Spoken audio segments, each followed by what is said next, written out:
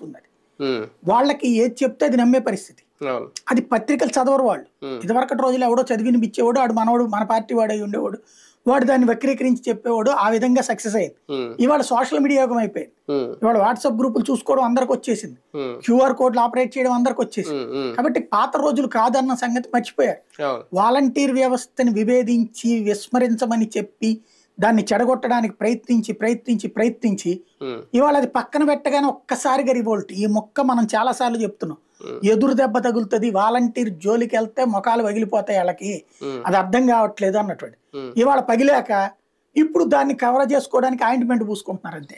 ఎన్నికల దగ్గరలో అంటే ఈ ప్రభుత్వ పథకాలు లేదంటే లబ్ధి పొందుతున్న వాళ్ళు ఎవరైతే ఉంటారో వాళ్ళే ఎక్కువ, ఒక 90% ఓట్ బ్యాంక్ వస్తుంది, వాళ్ళే పోలింగ్ బూత్ వరకు వస్తారు అనేది. కానీ ఇప్పుడు ఇబ్బంది పెడుతున్నది వాళ్ళనే, ఇబ్బందులు పెడుతున్నది కూడా ప్రతిపక్షాలు కానివ్వండి లేదంటే ఇంకొకరు వాళ్ళనే. దానివల్ల ఏమన్నా ప్రభుత్వాలు మారిపోతాయి, అందుకనే ఎన్నికలు ఒక నెల 40 రోజులు ఉందనగా ఇటువంటి సిచ్యువేషన్స్ తీసుకొస్తారా? అంటే వీళ్ళు ఇట్లా అనుకోలేదు. వీళ్ళు అనుకున్నది ఏంటంటే వాలంటీర్తో 2 నెలలు పని ఆపేపిస్తే ఇంటి దగ్గర జగన్ గుర్తుకురాడు, స్టిక్కర్లు ఆపేపిస్తే జగన్ గుర్తుకురాడు, బొమ్మలు ఆపేపిస్తే గుర్తుకురాడు. అంటే ఇది ఒక విచిత్రమైంది. అంటే రోజు మన పత్రికల ద్వారా మనం వెళ్తాం, మన వీడియోలు మన వీటి ద్వారా వెళ్తాం. రెండోది బీజేపీ ఉంటుంది, జనసేన అంతా ఉంటది కాబట్టి ఇక ఇవన్నీ మర్చిపోతారని ఆశించారు. అంతేగాని వాలంటీర్ లేకపోతే దాని ప్రత్యామ్నాయం ఏంటి, అది ఇంపాసిబుల్. ఆల్టర్నేటివ్ చూడలేం కదా, వీళ్ళు అంత ఆలోచిస్తారా?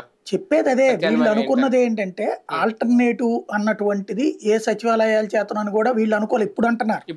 వీళ్ళందరూ అనుకున్నది ఏంటంటే ఈ 2 నెలలు ప్రభుత్వ కార్యాలయాల దగ్గరికి తీసుకెళ్తే ఇక వాలంటీర్ అనేవాడు ఉండడు అని ప్రజలు డిసైడ్ అయిపోతే అప్పుడు వాలంటీర్లు, అంటే వీళ్ళు ఏమనుకున్నారంటే వాలంటీర్లు సమాజాన్ని బెదిరిస్తున్నారు, కుటుంబాలను బెదిరిస్తున్నారు, వీళ్ళ కారణంగా మనకు ఓట్లు పోతాయి, వీళ్ళుని వైసీపీ పెట్టింది కాబట్టి వీళ్ళు వైసీపీ మనుషులుగా వ్యవహరిస్తూ వైసీపీ వాళ్ళకి ఓటేయమని అడుగుతారు. అదే వీళ్ళని దూరం పెడితే అప్పుడు వీళ్ళకి ఉద్యోగ భయం వస్తుంది కాబట్టి అప్పుడు సచ్చినట్టు ఆగుతారు.